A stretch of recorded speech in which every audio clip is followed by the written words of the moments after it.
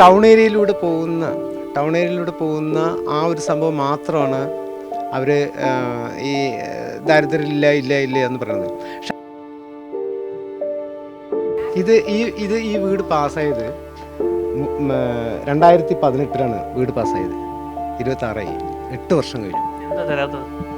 അറിയില്ല വീട് പാസ്സായിട്ട് എന്തുകൊണ്ടാണ് ഇത് തരുന്നില്ല എന്നുള്ളത്. കാരണം പഞ്ചായത്തിന് താൽക്കാലിക NOC അനുവദിക്കുക എന്നുള്ളൊരു നിയമം എല്ലായിടത്തും ഉണ്ട്. അതിൻ്റെ എനിക്ക് മാത്രം ഒരു നിയമം എന്താണെന്നുണ്ടെങ്കിൽ മനസ്സിലായി. ബാത്റൂം പോലും കക്കൂസ് എൻ്റെ അവിടെ പോയി നോക്കിയേ, ടാർപ്പായാണ്. എൻ്റെ വീട് ചുറ്റും ടാർപ്പായാണ്, ചുമരില്ല. നമ്മുടെ പഞ്ചായത്ത് ഭരിക്കുന്നത് CPM-നാണ്. എനിക്ക് വീട് തരില്ലെന്ന് പറയുമ്പോൾ അത് ഇവരല്ലാതെ പിന്നെ ആരാ പറയാ? പഞ്ചായത്ത് CPM ആണല്ലോ ഭരിക്കുന്നത്. ആ CPM വിചാരിച്ച് എനിക്ക് ഈ ഒരു കൂട്ട് തന്നൂടെ? എനിക്ക് തന്ന വൈദ്യുതി കട്ട് ചെയ്യാൻ ഇവർ നോക്കി, പക്ഷേ അത് ഈശ്വരൻ ആരുടെ ഒരു അനുഗ്രഹം കൊണ്ട് അത് കട്ട് ചെയ്തില്ല. തന്ന നമ്പർ 572 വീട് നമ്പർ, ഇന്ന് പഞ്ചായത്തിന് എൻ്റെ നമ്പറില്ല. നമ്പർ വരെ കട്ട് ചെയ്ത് പോയിരിക്കണം അവർ. നമസ്കാരം. അതിദരിദ്രമുക്ത കേരളമായി പ്രഖ്യാപിച്ച മുഖ്യമന്ത്രി പാലക്കാട്ടേക്കൊന്ന് വരണം. പാലക്കാട് തരൂർ നിയോജക മണ്ഡലത്തിലെ രാജൻ്റെ വീട്ടിലാണ് ഞാനിപ്പോൾ നിൽക്കുന്നത്. ഇത് അതിദരിദ്രർ ഇല്ല എന്ന് പറഞ്ഞ കേരളത്തിലെ ഒരു വീടാണ്. ഈ വീട് കാണുമ്പോൾ അറിയാം നമുക്ക് ഈ വീട്ടിൽ ധനികരാണോ അതോ ദാരിദ്ര്യമുള്ളവരാണോ താമസിക്കുന്നതെന്ന്. രാജൻ നമ്മോടൊപ്പം ചേരുന്നുണ്ട്. എന്താണ് ഈ അതിദരിദ്രർ കേരളത്തിൽ ഇല്ല എന്നാണ് മുഖ്യമന്ത്രി പറഞ്ഞത്? തെറ്റല്ലേ? ആ തെറ്റല്ലേ എന്തായാലും. കാരണം ആകെ ദാരിദ്ര്യമുള്ളൂ. കാരണം വെച്ചാൽ അവർ ചിന്തിക്കുന്ന വെച്ചാൽ ഞാൻ പറഞ്ഞില്ല, നേരത്തെ പറഞ്ഞു, ആ ടൗൺ ഏരിയയിലൂടെ പോകുന്ന ആ ഒരു സംഭവം മാത്രമാണ് അവർ ഈ ദാരിദ്ര്യം ഇല്ല ഇല്ല ഇല്ല എന്ന് പറയുന്നത്. പക്ഷെ അവർ അതേ സ്ഥാനത്ത് ഉള്ളിലേക്ക് ഇറങ്ങി വരണം എന്ന് വെച്ചാൽ ഓരോരോ ഈ ചേരികളിലേക്ക് ഇറങ്ങി വരണം. ഇപ്പോൾ ഇവിടെ നമ്മുടെ മാത്രമല്ല, നമ്മുടെ ഈ വീട് മാത്രമല്ല, ഇതുപോലെ ഒരുപാട് വീടുകൾ കിടക്കുന്നുണ്ട്. പക്ഷെ അവർ എന്താ പറയുക, ഇപ്പോൾ എനിക്ക് തന്നെ 8 വർഷം ഈ വീട് പാസ്സായത് 2018 വീട് പാസ്സായത്. 26 8 വർഷം കഴിഞ്ഞു. എന്താ തരാത്തത്? അറിയില്ല. എന്താണെന്ന് വെച്ച് കഴിഞ്ഞാൽ അവർ പറയുന്നത് ഇറിഗേഷൻ ഡിപ്പാർട്ട്മെൻറ്റിൻ്റെ അനുവാദം വേണം. പക്ഷേ ഇറിഗേഷൻ ഡിപ്പാർട്ട്മെൻറ്റ് നമ്മുടെ ഈ പറഞ്ഞ വീടില്ലാത്തവർക്ക് ആ ഭൂമി 1 മീറ്റർ, ഈ ചാലിൽ നിന്ന് 1 മീറ്റർ വിട്ട് അനുവദിക്കാം എന്നുള്ളൊരു റിപ്പോർട്ട് എനിക്ക് തന്നിട്ടുണ്ട്. ഉമ്മൻചാണ്ടി സർക്കാർ കാലത്ത് സാർ ഇടപെട്ടിട്ടാണ് ഈ ഒരു ഇതെനിക്ക് കിട്ടിയിരുന്നത്. അപ്പം ഇതിനു വേണ്ടി ഞങ്ങൾ തിരുവനന്തപുരം പോയിരുന്നു.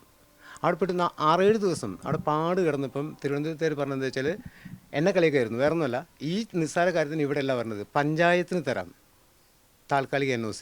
ആവശ്യം വരുമ്പോൾ ആ വീടിന് ആ സ്ഥലം ആ പഞ്ചായത്തിന് ഗവൺമെൻറ് ആവശ്യം വരുമ്പോൾ ഒഴിഞ്ഞു കൊടുക്കണം എന്നുള്ളൊരു നയമുണ്ട്. അങ്ങനെ നിങ്ങൾക്ക് ആ വീട് പാസ്സാക്കി തരാം. ആരാണ് നിങ്ങൾ ഇവിടെ വന്ന് പറഞ്ഞിട്ട് കാലം. ഇറിഗേഷനായാലും AK ബാലൻ സാർ എന്നുണ്ടായിരുന്നു. അന്ന് അയാൾ മറ്റേ ഇതിൻ്റെ ഇതായിരുന്നു, ഒരു മന്ത്രിയായിരുന്നു. പക്ഷേ ആ സാറിന് എല്ലാവരും എനിക്കറിയാം, ഞാൻ എല്ലാവരും സംസാരിച്ചിട്ടുണ്ട്. അപ്പോൾ എന്താണെന്ന് വെച്ചാൽ ഇത് വേറെ വിഷയമൊന്നുമല്ല.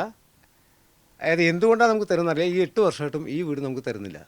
ഞങ്ങളിപ്പോൾ ഇന്നാളും കൂടെ പോയി. നിങ്ങൾ പാർട്ടി അനുഭാവി അല്ലാത്തതുകൊണ്ടാണോ തരാത്തത്? പാർട്ടി അനുഭാവി പറഞ്ഞാൽ ഞാൻ പറയട്ടെ, ഞാൻ നിഷ്പക്ഷമാണ്. എനിക്ക് പണി പെയിൻറ്റിങ്ങാണ്, മനസ്സിലായി. അപ്പോൾ ഈ പെയിൻറ്റിങ്ങിന് പോകുമ്പോൾ നമ്മൾ എല്ലാ പാർട്ടിക്കാരുടെ വീട്ടിലും പോകും. ഒരു നിഷ്പക്ഷ പാർട്ടിയിൽ നിന്ന് എനിക്ക് പോകാൻ പറ്റില്ല. പിന്നെ ഇവിടെ എന്താ വെച്ച് കഴിഞ്ഞാൽ ഒരു സത്യം തുറന്ന് പറയാൻ പറ്റും. എന്താ വെച്ചാൽ വേറെ ഒന്നുമല്ല, നമുക്ക് പാർട്ടി എന്ന് വെച്ച് കഴിഞ്ഞാൽ എൻ്റെ കാലങ്ങളായിട്ട് എൻ്റെ കുടുംബത്തിൽ എൻ്റെ അച്ഛൻ്റെ കാലങ്ങളായിട്ട് ഞാൻ തുടങ്ങുന്ന ഒരു പാർട്ടിയുണ്ട്, മനസ്സിലായി. ആ ഒരു പ്രസ്ഥാനത്തെ ഞങ്ങൾ വിശ്വസിക്കുന്നുണ്ട്. ഇത് ഏത് പഞ്ചായത്താണ്? ഇത് കാവശ്ശേരി പഞ്ചായത്തിൽ 2ാം വാർഡാണിത്. വില്ലേജ് 2 വില്ലേജാണ്. അപ്പോൾ ഈ വീടും സ്ഥലവും തരാനും ഇത് തയ്യാറാവുന്നില്ല? അല്ല, അതെന്ന് വെച്ചാൽ വേറൊന്നുമല്ല. സത്യം പറഞ്ഞാൽ ഇത് എൻ്റെ അച്ഛൻ്റെ വളപ്പാണ്. നമ്മളൊരു സാഹചര്യം, ഒരു കേസ് ഒരു സംബന്ധമായിട്ട് വന്നപ്പം അളന്ന് വന്നപ്പോഴാണ് ഇത് പുറമ്പോക്കായി മാറിയത്. അപ്പോഴത്തേക്കും നമ്മൾ എന്താ പറയുക, പിന്നെ നമുക്ക് സ്വരൂപിച്ചെടുക്കാൻ പറ്റുന്ന ഒരു സംഭവം പിന്നില്ല, എന്ന് വെച്ചാൽ വരുമാനം ഇല്ല. അപ്പോൾ നമ്മളെന്താ വെച്ച് കഴിഞ്ഞാൽ ഉള്ള സ്ഥലത്ത് നമ്മളിങ്ങനെ ഇതാവണം. പക്ഷേ വീട് പാസ്സായിട്ട് എന്തുകൊണ്ടാണ് ഇത് തരുന്നില്ല എന്നുള്ളത്. കാരണം പഞ്ചായത്തിന് താൽക്കാലിക NOC അനുവദിക്കുക എന്നുള്ളൊരു നിയമം എല്ലായിടത്തും ഉണ്ട്. ഇപ്പോൾ ഇറിഗേഷൻ ഡിപ്പാർട്ട്മെൻറ്റിൽ വീട് കൊടുക്കുന്നില്ല എന്ന് ഇവർ പറയുന്നുണ്ട്. ഇവിടെ ഞങ്ങൾ തെന്നിലാപുരം ഭാഗത്ത് പോയി കഴിഞ്ഞാൽ ഇറിഗേഷൻ ഡിപ്പാർട്ട്മെൻറ്റിൽ ഒരു ഒട്ടനവധി വീടുകൾ ഈ പഞ്ചായത്ത് അനുവദിച്ചു കൊടുത്തിട്ടുണ്ട്, താമസിക്കുന്നുണ്ട് ആളുകൾ. അതിൻ്റെ എനിക്ക് മാത്രം ഒരു നിയമം എന്താണെന്ന് എനിക്ക് മനസ്സിലായി. ബാത്റൂം പോലും കക്കൂസ് എൻ്റെ അവിടെ പോയി നോക്കിയേ, ടാർപ്പായാണ്. എൻ്റെ വീട് ചുറ്റും ടാർപ്പായാണ്, ചുമരില്ല. ഈ പറഞ്ഞ ഈ ഇഴജന്തുക്കൾ മുഴുവൻ അരിച്ചു കയറുന്നത് നമ്മുടെ ഈ വീട്ടിനുള്ളിലേക്കാണ്. പിന്നെ എന്താ യോഗമാണ്. കാരണം എങ്ങനെ ചാവാനോ യോഗം വെച്ചാൽ അങ്ങനെ ചാവും.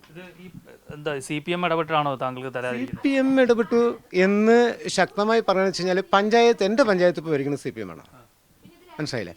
അപ്പോൾ നമുക്ക് വീട് പാസ്സായിട്ട് പോലും ഈ കോൺഗ്രസ്സുകാരുടെ കാലത്ത് മറ്റേ ഈ മെമ്പറിൻ്റെ കാലത്താണ് എനിക്ക് ഈ വീട് പാസ്സായത്.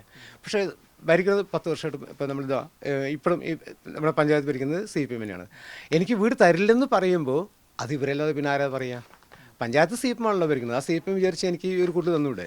എത്ര ഇറിഗേഷൻ ഡിപ്പാർട്ട്മെൻറ്റിൻ്റെ വീടുകൾ ഇവിടെ മറ്റേ സ്ഥലങ്ങൾ ഇത് കുറച്ച് അപ്പുറത്ത് ഇവിടെ ഒരു മെയിൻ കനാൽ ഒരു കാടാച്ചാലിന് 11 മീറ്റർ വീതിയുണ്ട്, മെയിൻ കനാലിന് 18 മീറ്റർ വീതിയുണ്ട്. സാറൊന്ന് ആ ഭാഗം നോക്കിയാൽ എത്ര സ്ഥലങ്ങൾ വിറ്റ് പോകുന്ന അതിനൊക്കെ അവർക്ക് സാങ്ഷൻ കൊടുക്കാം. എനിക്ക് ഈ ഒരു കൊച്ചു വീട് തരാൻ പറ്റില്ല. പിന്നെ ഞാൻ എന്താ പിന്നെ പറയാൻ പറ്റുക? അപ്പോൾ അവർക്ക് എന്താ വെച്ച് കഴിഞ്ഞാൽ എന്താണെന്നറിയില്ല, നമ്മളങ്ങനെ ആരും അല്ലാത്തൊരാളായിരിക്കാം. അപ്പോൾ ഈ താങ്കൾ ഇങ്ങനെ ഒരു ദാരിദ്ര്യത്തിലാണ് ജീവിക്കുന്നതെന്ന് ഇവിടുത്തെ പഞ്ചായത്തുകാർക്ക് അറിയത്തില്ലേ? പഞ്ചായത്ത് ഞാനൊരു കാര്യം എടുത്ത് സാറേ, എനിക്ക് തന്ന വൈദ്യുതി കട്ട് ചെയ്യാൻ ഇവർ നോക്കി. പക്ഷേ അത് ഈശ്വരൻ ആരുടെ ഒരു അനുഗ്രഹം കൊണ്ട് അത് കട്ട് ചെയ്തില്ല. തന്ന നമ്പർ 572 വീട് നമ്പർ, ഇന്ന് പഞ്ചായത്തിൽ എൻ്റെ നമ്പറില്ല. നമ്പർ വരെ കട്ട് ചെയ്ത് പോയിരിക്കണം അവർ.